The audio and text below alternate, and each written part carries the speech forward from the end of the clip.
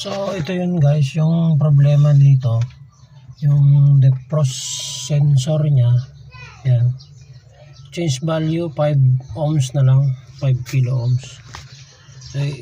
Ang karamihan kasi dito nasa 9, yan, dami kong ano dito, yan o, 9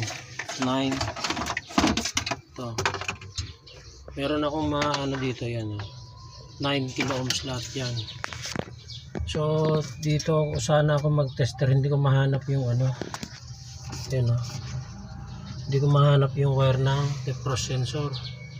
So binalatan ko na lang yung andun sa taas. So dapat disable nyo muna yung wire dito para makuha natin yung resistance dito sa yan, yung defrost sensor. Yan. So lahat naman ito, tinest ko yung mga terminal nitong mga fuse, yung mga defrost heater, ayos naman, may connection. Yan. Yan. So ito lang yung napapansin ko, defrost sensor yung change, kasi ito hindi lumalamig pag tumagal. So try natin palitan, tapos obserbahin natin mga ilang araw.